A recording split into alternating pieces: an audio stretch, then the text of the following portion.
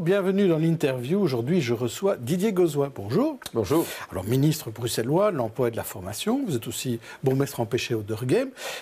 Alors, justement, à ce propos, vous avez certainement entendu ça ce matin, Elio Di Rupo fait place aux jeunes, en laissant la première place à Mons sur la liste du bourgmestre, à son faisant fonction, Nicolas Martin, qui a 42 ans. Quelle est votre réaction? Je vous en propose 3. La première, c'est bravo Elio. Pour ce geste. La B, c'est après 2019, il n'y aura plus de cumul, de toute façon. Et C, Mons n'est pas Odergem. Odergem n'est pas Mons. Non, j'ai envie de dire bravo, parce que je pense, et je suis dans le même état d'esprit, je crois que nous devons travailler à la relève. Et il faut que cette relève émerge le plus vite possible pour prendre ses responsabilités.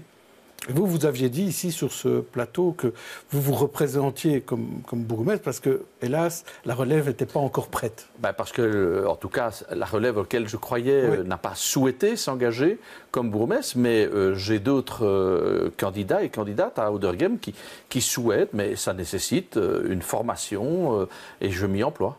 Donc, à un moment donné, vous passerez la main sans doute. Oui, bien entendu. Alors, parlons de vos compétences, notamment de ces commerçants qu'il faut indemniser au moment des chantiers. Alors, est-ce qu'il vaut mieux être commerçant à Gett ou à Ganzoren? Apparemment, la semaine dernière, on s'est rendu compte qu'il valait mieux être commerçant à Gett parce que, suite aux travaux, les commerçants de Gett vont avoir une indemnisation grâce à une négociation entre la commune et la région. Par contre, à Ganzoren, ce n'est pas le cas. Et donc, ça grince un peu du côté des Gansorenois. Alors pourquoi ce n'est pas la même chose dans toutes les communes? Mais parce que c'est une initiative de la commune de Gett. Simplement, nous avons souhaité encadrer cette initiative parce que dans le même temps, mon collègue M. Smet et moi-même, nous déposons sur la table du Parlement une ordonnance qui va régler l'indemnisation des commerçants en cas de chantier. Le texte sera discuté pour la première fois en commission lundi prochain, donc on le votera, la nouvelle ordonnance avant les vacances de Pâques, et ça concernera toutes les communes et tous les quartiers. À ce stade-ci, c'est une initiative unilatérale de la commune de Gett que nous appuyons. Mais donc, si la commune de Ganzoren vient vers vous, vous ferez la même chose pour eux? Il faut que la commune de Ganzoren adopte une décision en son conseil communal et une réglementation négociée avec nous, bien évidemment. Alors, les commerçants, malgré tout, même ceux qui ont cette indemnisation, disent entre 2000 et 2700 euros en one-shot comme ça, en fonction des cas, ce n'est pas assez. Qu'est-ce que vous leur répondez? Auparavant, c'était quelques dizaines d'euros et donc ça n'était totalement insuffisant. Ici, nous aurons l'indemnisation la plus forte présentée dans les 3 régions du pays et donc on va jusqu'à 2700 euros d'indemnisation pour un commerce qui subit des nuisances pendant 6 mois et donc si ça se prolonge au-delà de 6 mois, c'est multiplié par 2. Alors, on sait qu'au niveau des commerçants, se plaignent souvent, de manière générale. C'est un peu comme parfois les cultivateurs se plaignent du mauvais temps, les commerçants se plaignent des travaux, de la mobilité, et c'est dur. Et l'Horeca se plaint ce qu'on appelle les boîtes noires. Vous avez vu, il y a eu quand même pas mal de faillites ces derniers temps, de grosses brasseries, ces 11 brasseries qui appartenaient aux frères Beyaz.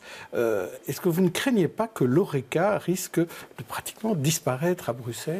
D'abord, l'Horeca ne disparaît pas. Il y a un autre Horeca qui se met en place. Il y a plus de création d'entreprises que de faillites. Il faut le savoir parce que ça, c'est la réalité des chiffres. Il y a effectivement des commerces qui ne sont plus adaptés à la réalité économique. Le café est en train de disparaître. Certains types de commerces Horeca sont en train de disparaître parce qu'ils ne sont plus adaptés aux besoins et à l'attente des consommateurs. Donc, je ne suis pas méfiant. Reste optimiste. On a plus de création que de destruction. Et puis, vous avez les cas que vous citez. Ce sont des faillites organisées, à la limite du frauduleux, parce qu'on organise sa faillite au détriment d'ailleurs de l'ONSS ou de la TVA. Et il y a, c'est vrai aussi, des commerçants qui ont mal calibré leur opération et qui font faillite. Mais ça fait aussi partie des risques du métier. Mais retenons cette information. Il y a plus de commerces Horeca qui se créent à Bruxelles qu'il y en a qui disparaissent. Alors justement, cette semaine aussi, vous proposez toute une série de nouvelles aide à l'emploi, mais ça c'est pour les PME en général, pas spécialement les indépendants ou les commerçants, mais plutôt les PME. Et là, comment vous allez rendre ces primes plus lisibles, ces aides plus lisibles ? Mais d'abord en nous adaptant aux besoins spécifiques d'une entreprise. Vous savez, des entrepreneurs qui se mettent ensemble pour réfléchir à un projet d'entreprise, c'est autre chose qu'une starter, qu'une micro-entreprise ou qu'une grande entreprise. Chacune a des besoins spécifiques. Alors, nous avons établi en négociation avec les secteurs professionnels, avec l'Union des classes moyennes, Syndicat national des indépendants, le BSI, on a identifié les différentes attentes et besoins.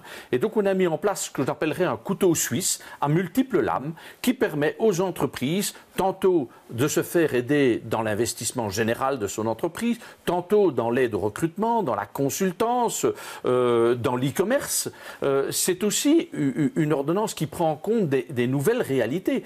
Notre instrument n'était plus adapté. Il a été fait avant l'e-commerce, avant le développement de l'économie circulaire, avant l'économie sociale. Il était très complexe aussi.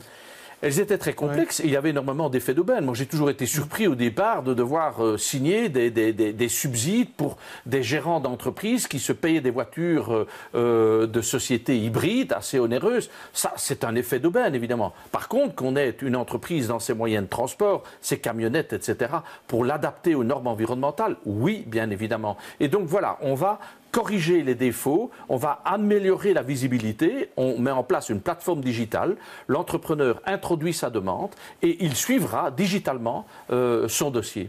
Alors vous savez, quand on parle d'entrepreneurs en général, mais cette semaine, on va parler d'entrepreneurs aussi, parce qu'on va parler des femmes, puisque c'est le 8 mars, c'est la journée des droits des femmes. Alors, qu'est-ce qu'il y a moyen de faire pour qu'il y ait davantage de femmes entrepreneurs ? Donc, un constat, nous ne sommes pas bons dans l'entrepreneuriat au féminin.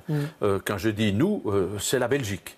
Mais encore une fois, voyons le verre à moitié plein. Depuis 4-5 ans, il y a plus de femmes qui se lancent dans le métier comme entrepreneuses que d'hommes. Donc il y a un retard qui est en train de se combler, mais le retard est important. Alors, qu'est-ce que nous allons faire cette semaine-ci? Ce sont des femmes entrepreneurs qui ont réussi. Elles vont aller dans des écoles en humanité, dans des écoles supérieures pour parler de l'entrepreneuriat, pour sensibiliser les jeunes filles à l'entrepreneuriat. Et durant toute cette semaine, on va, je dirais, booster cette image qu'il n'y a pas de raison que l'entrepreneuriat soit réservé majoritairement aux hommes.